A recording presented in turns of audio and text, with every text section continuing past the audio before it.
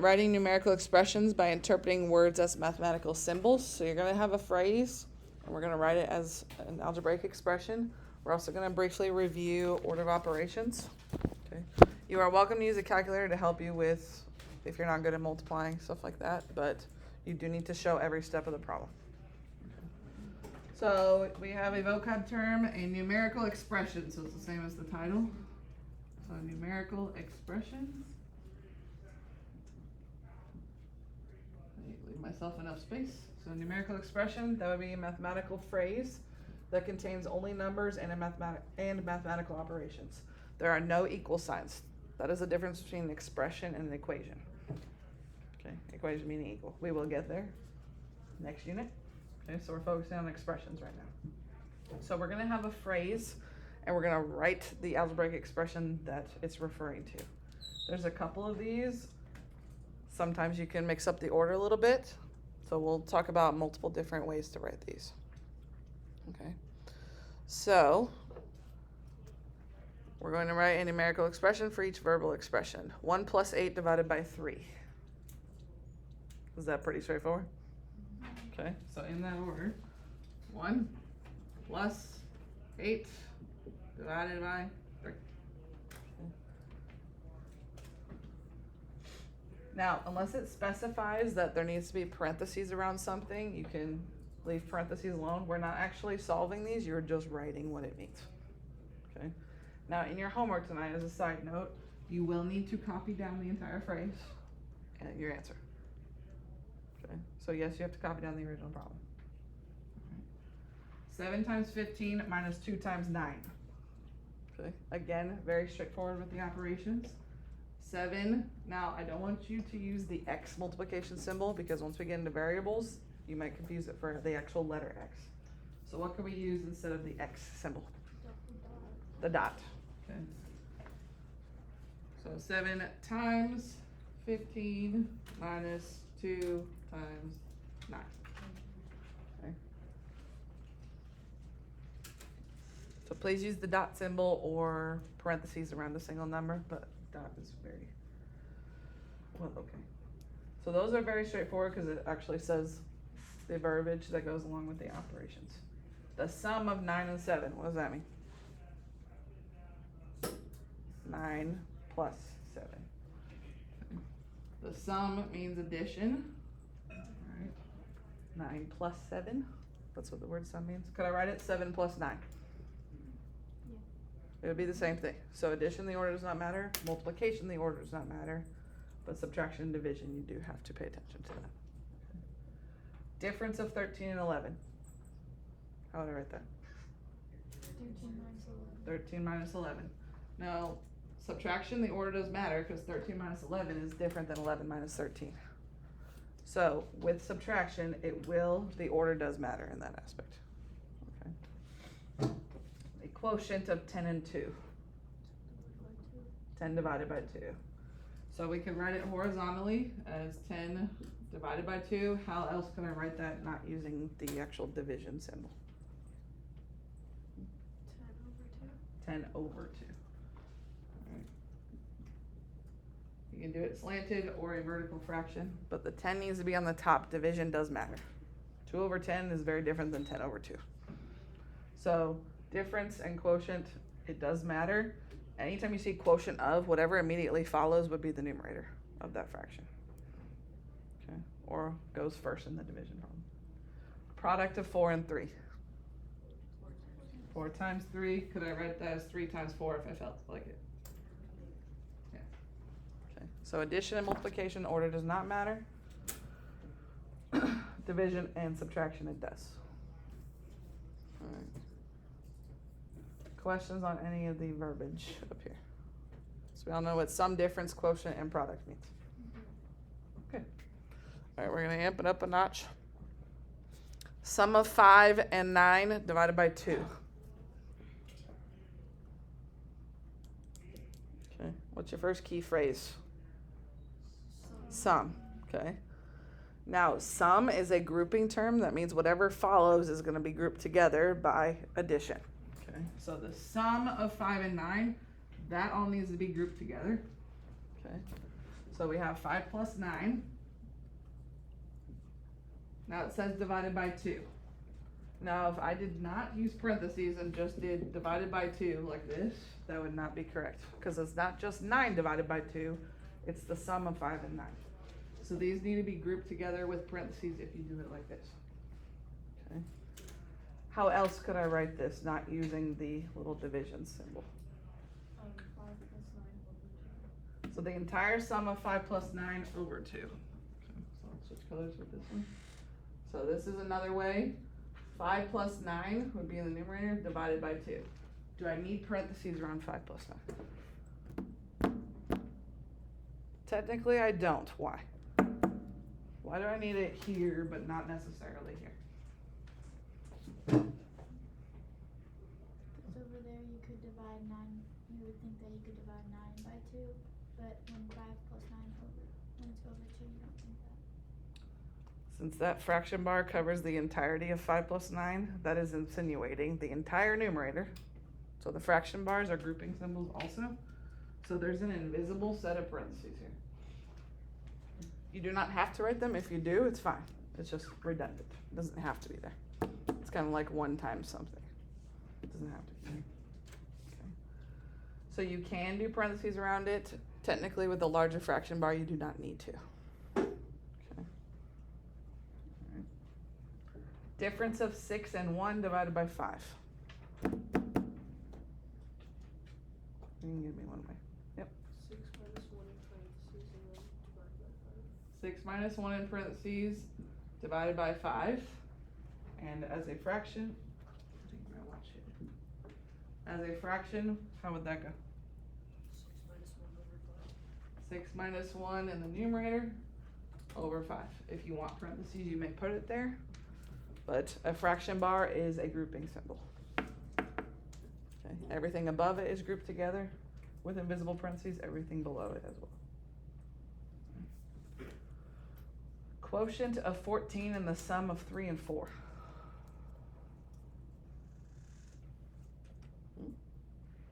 14 divided by 3 plus 4, and 3 plus 4 is in parentheses. So we write it horizontally. Quotient of means 14 divided by, so, gosh, sorry. Oh, wait.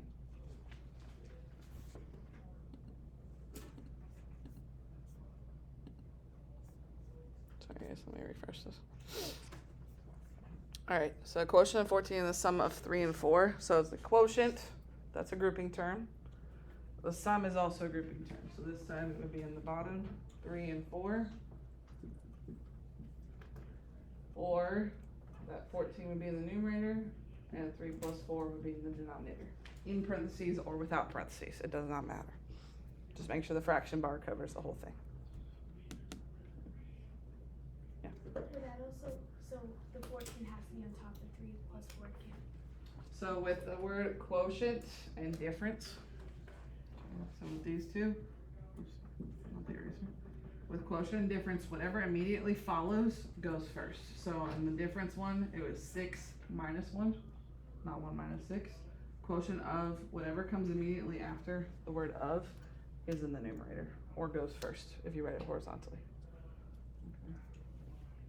Good question. If you have sum or product, those don't technically matter. Product of 2 and the sum of 5 and 8. Who's got that one? Would it be 2 times 5 and 8, 5 plus 8 in parentheses? Yes. Does the dot need to be there? No. Is it wrong? No. Okay. So with or without the dot, could I also write that as 5 plus 8 with the 2 afterwards? Technically, yes. Does that bother most people when it's not out front? Yeah. Tends to bother people. Okay. But technically the same thing. All right. A few other words you might see in here instead of like the product of 2 or 2 times something, it might say twice. Does twice mean 2 times? You might see that word floating around. I don't think they're going to use the word thrice, but that would be 3 times. Okay. So just be aware that there are other words, but most of the time you're going to be saying product, sum, quotient, difference, add, minus, subtracted by, stuff like that. Okay. Any questions on that verbiage? So in your homework, you will need to copy down these statements. Okay. Are these technically word problems? No. Is this a word problem? Yes. So homework wise, just since we haven't had a homework assignment yet, truly, you do not need to copy down word problems that are multiple sentences. If it's one sentence, yes, you will need to copy it down. It's for you to reference back to what the answer is talking about. Okay. So if this is a homework problem, example 3, no, you do not need to copy it down unless you really want to. Some people do. These you do. So does everyone understand the difference between a word problem and not a word problem? Okay. Is his voice bothering you? His voice carries a little bit more. I'll shut the door in a minute if we need to. All right. A person's handicap in bowling, so meaning their weakness in bowling, is usually found by subtracting the person's average from 200, multiplying by 2, and dividing by 3. Mandy's bowling average is 170. Write a numerical expression for Mandy's handicap in bowling. Okay. So we're going to write an expression with all of that. So what are our important things we need to include? What's the first thing we see? Subtracting the person's average from 200. Good. So subtracting the person's average from 200. Now, could we set that part up right now? Okay, how would we set that part up? Just that. 200 minus 170. Good. 200 minus 170. Okay, so her average is 170. So we're going to write 200. Leave yourself some room on either side in case we need to add stuff around it. 200. Oh, wait. 200 minus 170. Okay. Now, we're going to practice nearly every day with word problems because a lot of you guys get scared by word problems very easily. Okay. You know who you are. You don't have to tell me who you are. Okay. A lot of times, some words are not necessary, but you need to pick out the important information. Okay, so we're going to be working on that quite a bit. All right. What's the next thing that happens to the 200 minus 170? Multiply it by 2. So how am I going to show that? The parentheses around 200 and 170. Good. So since this is listed first, that has to happen first. And we're going to talk about order of operations in a second. Well, in a few minutes. But whatever happens first needs to go in parentheses. Okay. So since this is the highest priority of happening first, that needs to go first. Multiplying by 2, most of you are going to end up putting it out front. You can put a dot there if you would like to. Or you can put it after. It's fine. Okay. So that was the multiplying by 2. Is there any questions before we continue? All right. And the last part. Divided by 3. How do I show that? Put that over 3, like Okay. dividing 3. The entire thing over 3. Alright. Now some of you, when you first read that, you were probably like, whoa, that's a lot. Okay. Was that so bad when we just worked with it piece by piece?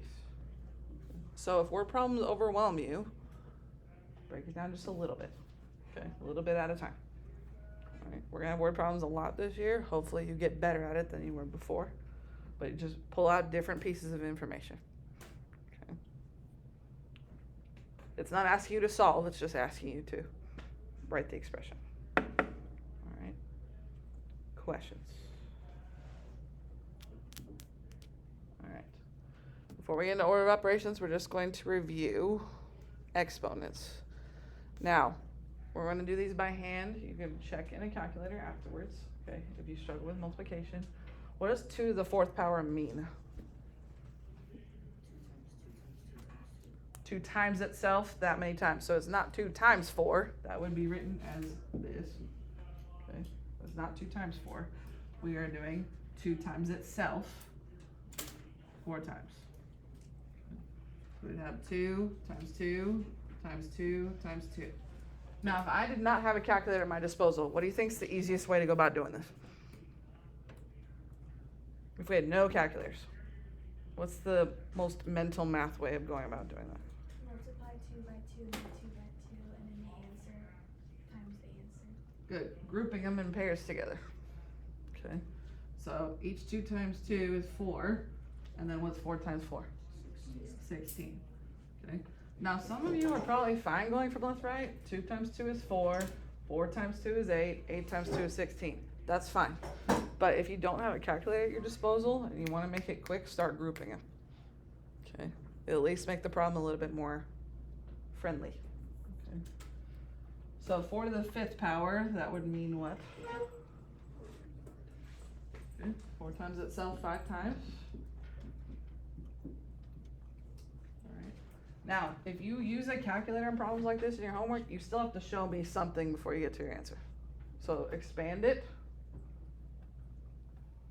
Alright, show me something. Not showing work because you use a calculator is not an excuse. Show me what the calculator is doing. Alright. So again, we can make this a little bit simpler. Alright. You can group these as 16s. Now we will have a 4 left over, and that's fine. Okay. But in theory, bless you, if you have a calculator, if you just do 4 times 4 times 4 times 4 times 4, if you don't know how to do an exponent option, okay, what is the answer? Hmm? Yeah. 10,000 or 1,024. 1024. So I'm not saying don't use a calculator because you're more than welcome to do so. You'll have them available on a test or quiz, but you have to show me something of how you're getting there. Okay? Using a calculator does not signify not showing work. Okay? Everybody clear on that? I actually encourage you to use a calculator so you're not doing things forever. Okay? But should you be able to do it by hand if you had to? Hopefully. Okay. Questions on exponents? Okay. Order of operations, we already discussed this a little bit. Okay, what's your acronym for that? PEMDAS. Okay, however you remember that is fine. I want to go more in depth with it though because some of your previous teachers may not have discussed this in depth because there's a few things that go into that. P stands for what? Parentheses. Okay, that is first. Now I mentioned this when we were writing the expressions just now because that is highest priority. That means you need to get the parentheses that are there down to one number on the inside. Okay. So just as a side note, I'm gonna erase this in a second. If I had 2 times 30, does that involve a parentheses step? No. Okay, because there's only one number inside the parentheses. So technically there's no parentheses step. This is just multiplying. So parentheses means there's multiple things that need to be reduced to one number now. Okay, so you simplify that down to one number before you do anything else. Okay. Now we mentioned this before. A fraction bar also acts as a grouping symbol. So if you have a fraction involved, you need to simplify the numerator and the denominator down into one number each before you do anything. So those are like invisible parentheses. Okay. So that's the exception of doing division last. Okay. After parentheses, you would simplify any exponents and powers that there are, or if there are no parentheses, then we start there. Now, multiplying and dividing, those are interchangeable. Okay, so multiplication, division, the order of those doesn't matter. If that's the only thing left, you work the problem left to right, even if division comes first. Okay, so it could be PEMDAS or PEMDAS. Okay, same thing with addition and subtraction. If that's all that's left, these two are interchangeable. Okay, PEMDAS is just a lot easier to say than PEMDAS. Okay, so addition can come last if subtraction is earlier in the problem on the left. Okay, so you multiply and divide from left to right. Those are interchangeable depending on which comes first. Addition and subtraction, same thing. The only time you will divide last is if a fraction is involved. Okay, you get the numerator as simple as possible, denominator as simple as possible. Then you would divide. But that's technically a parentheses step first. Okay. Is this news to anybody? maybe the interchangeable of multiplication, division, and addition and subtraction. All right. So we're going to start simplifying here. So when you're writing the expressions on the front, we did not have to actually simplify them. Now we're going to get into simplify. So if you see evaluate, that means tell me what number is equivalent to that. Okay. So what it would be my first step in this problem?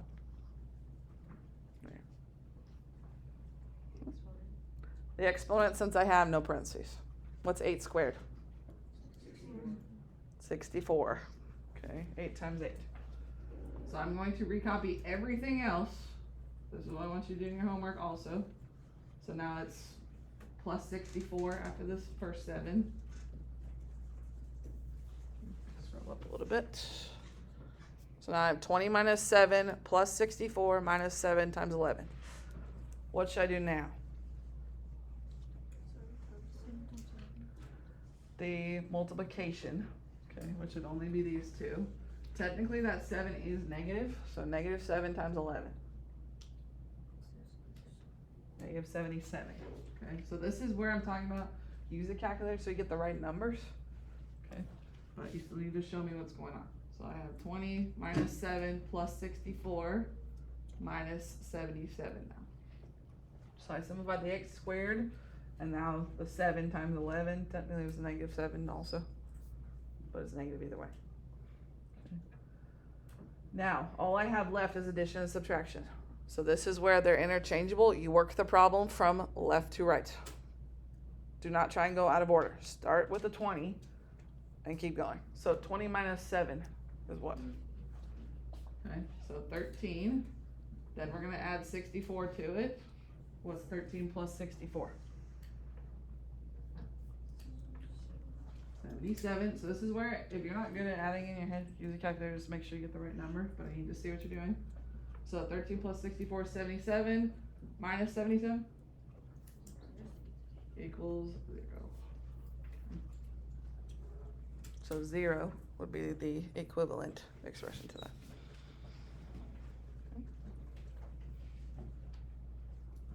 So everybody's clear, you may use a calculator, but you gotta show me what you're doing with it. Okay. All right. Are we good to move on? What questions do we have? You guys are quiet. I think you're just sleepy. Okay. Mellie's playing skee ball at an arcade. She rolls 2 balls into the 30-point hole, 4 balls into the 20-point hole, and 3 balls into the 50-point hole. Write and evaluate an expression to find her total score. So how would I set this up?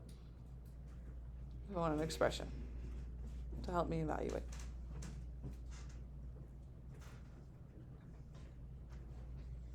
How would I show the 2 balls into the 30-point hole? Just that part. 2 times 30. All right. 4 balls into the 20-point hole. 4 times 20. I'm gonna leave some space here for a second. And then 3 into the 50. 3 times 50. What is going on in between those? Addition, because it's the total score. All right. Now, in theory, could you do 30 plus 30 plus 20, 20, 20, 20 plus 50, 50, 50? Would that be the same thing? Technically, yes. Okay. It'd be a lot longer, though. So, order of operations, what do we do? Okay. You can handle all the multiplication in the entire problem in one step. Okay. And then just translate the addition signs down. 2 times 30 is what? 60 plus 4 times 20 plus 3 times 50 150. Now since we have all addition, from left to right, 60 plus 80 140 plus 150 290. So that is her total score. Okay. So again, this is not the only way to set this up. If you translated that into, well, there's 2 30s, so I'm going to add 2 30s together. That's technically 60, right? 30 plus 30, 60. Okay. If you added 20 together 4 times, that's where the 80 is coming from. 50 together 3 times, 150. So there's not only one way to do these. Okay. But try and group them to make your problems a little bit shorter. Okay. Questions?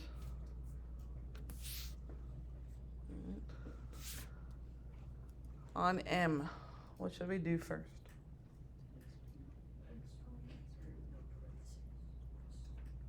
Where are the parentheses? They're invisible. They are invisible. Okay. They're technically here. Okay. That means we need to get the numerator to one number, the denominator to one number. So if you see a larger fraction bar, make it smaller by getting that to one number. Now within each separate parentheses, yes, we have exponents up here we need to deal with first. This set of parentheses is completely separate. So if you want to subtract that and make that a 5, you're more than welcome to do so because they're completely split from each other. So as we go through this, we will have 4 still on the top. You can leave the parentheses if you want to. 4 plus, what's 3 times 3 times 3 times 3? 81. Okay.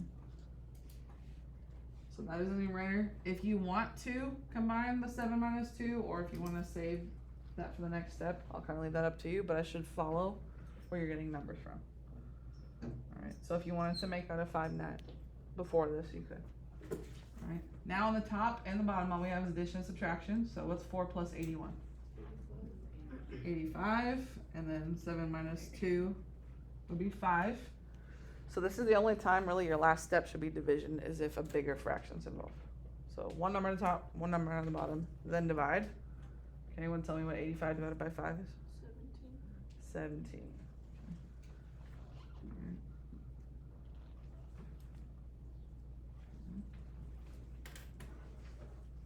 So again, use a calculator as needed. Just make sure to show me what it's doing.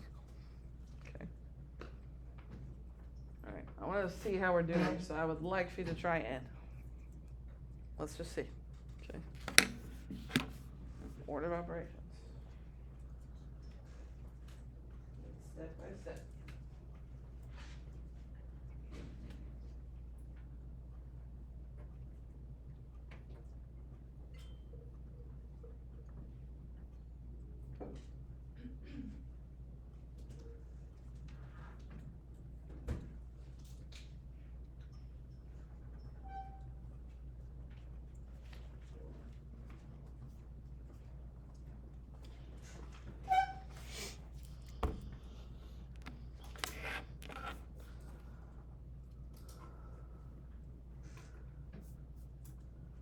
Now we may get a few different answers. I would like to know what they are because that tells me if we're all getting the same answer, then we're all getting it. If we're getting different answers, then I need to re-go over things. So once you get an answer, please tell me. What'd you get? 10? What'd you get? 10? Anyone get anything besides 10? I know some of you aren't done yet, so keep going. Yep. 6? Anything besides 10 and 6?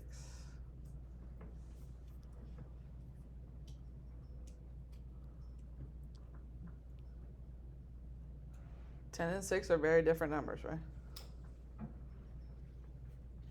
So this is where steps we need to be careful. Anyone else get anything besides 10 or 6? We all have one of those on our paper? Hopefully. One of them is right. I'll tell you that much. Okay. By order of operations, what should we be doing first? Okay, now parentheses includes brackets, so there's both in this case. So since there's both, you start with the furthest in, which would be this 3 minus 2. Okay. Now, yes, we want the brackets to come all the way in, but just like here, we have parentheses on the top, so we would do exponents before addition. So we need the inside parentheses before we can get everything else.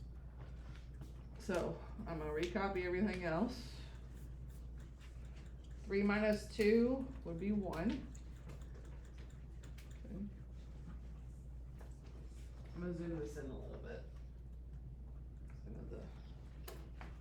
You can get a little bit far away. Now what? Within the brackets, what do I have to do? 1 squared, which is 1 times 1, which is simply 1. So within here, I have 10 plus 1, and a plus 6 afterwards, and the 15 before. Okay. Now what? 10 plus 1. Okay. Okay, which would be 11. Can I get rid of the brackets now? Okay, since it's down to one number, yes I can. Alright. Now we go from left to right. Okay. All that's left is addition and subtraction, so you start from left and go to the right. Do not attempt to do it out of order. It could cause problems. 15 minus 11. Okay, so these two is 4. 4 plus 6 is 10. Okay. Now reason being that you want to go from left to right, if I started here and said 11 plus 6, what would I get? What's 11 plus 6? 17? And 15 minus 17? Negative 2. That's very different from 10. Okay. Go from left to right, because there still can be issues there. Okay, so 10 would be the answer.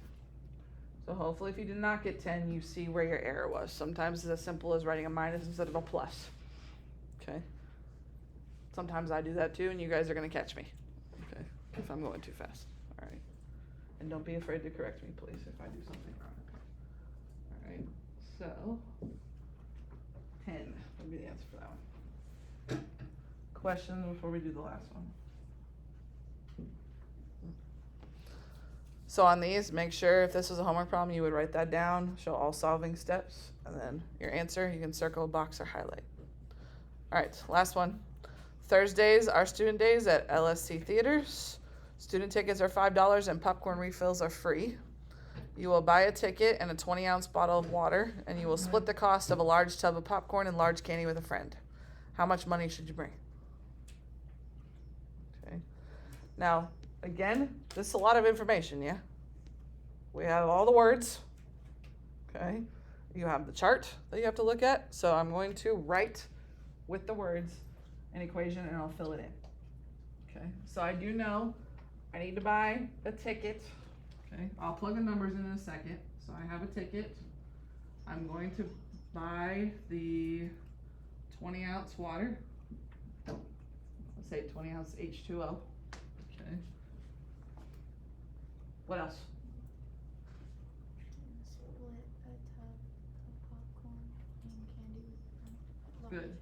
So half of a popcorn and half candy. Okay.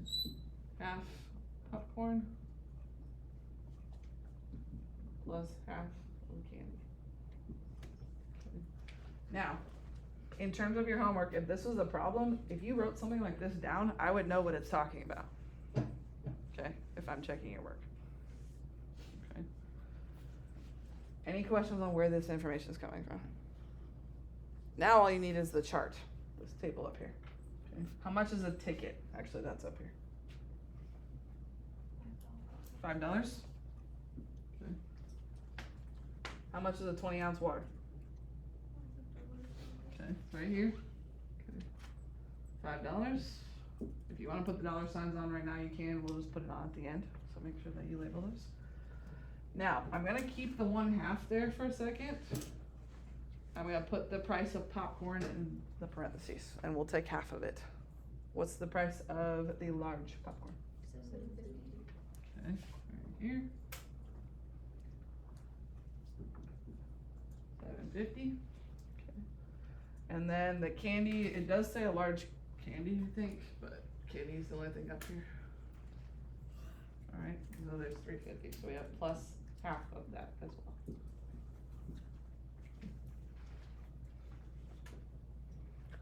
Questions on where I got this from? Now, some of you are better at word problems than others. You could have gone straight here. Okay, but some of you need to see it broken down a little bit. Okay. So, we have some multiplying to deal with. Could this be multiplying and or dividing? You can do like 1/2 times 750 and 1/2 times 350, or you could do those divided by 2. Is that the same thing as multiplying by 1/2? Either way, okay? Now, if you can't do those in your head since they're decimals, I would strongly recommend the use of a calculator. What's 750? Well, what's half of 750? 375. Some of you are better at these than others. Okay, 375. What's half of 350? Plus you. 175. And then we still have these two 5s up front. Now, since all we have is addition, left to right, what's our grand total? 15. $15.50, okay. 5 plus 5 would be 10, plus 375 would be 1375, plus 175 would be 1550. So your grand total you would absolutely have to bring, if this is your plan, is $15.50.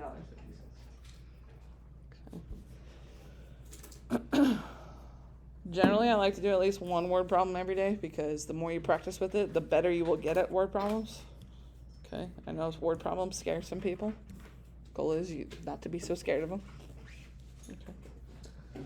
So, is everyone clear on writing expressions from phrases and order operations? Those were our two major things today. Okay. All right. I know that